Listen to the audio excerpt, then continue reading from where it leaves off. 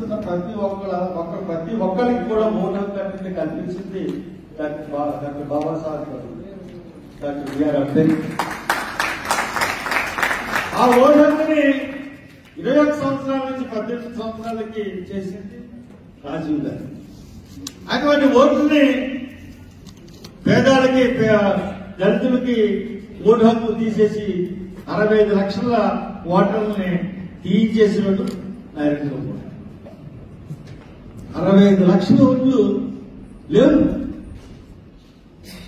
ఈ 65 లక్షల ఓట్లు లేవని ఎలా కన్ఫర్మ్ అయింది?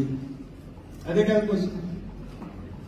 వెంటనే సుప్రీంకోర్టుకి వెళ్ళారు. సుప్రీంకోర్టు ఏంటి దీని మీద వివరణ అడగగానే సుప్రీంకోర్టుకి 56 గంటల్లో వివరణ ఇచ్చారు. 65 లక్షల ఓట్లు చోరీ అంటే 65 లక్షల ఓట్లు మిస్ అయ్యాయని చెప్పి ఎలక్షన్ కమిషన్ సుప్రీంకోర్టుకి చెప్పింది. మనం చూసుకున్నట్లయితే ఇప్పుడు ఆంధ్రప్రదేశ్ లో కానీ కర్ణాటకలో కానీ మహారాష్ట్రలో కానీ ఎలక్షన్ జరిగాయి.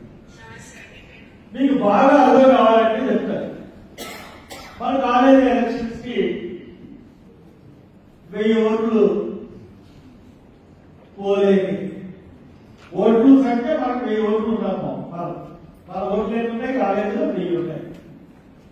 రమేష్ నిల్చున్నాడు, సురేష్ నిల్చున్నాడు, ఇంకో ఆయన ఎవరు నిల్చున్నాడు.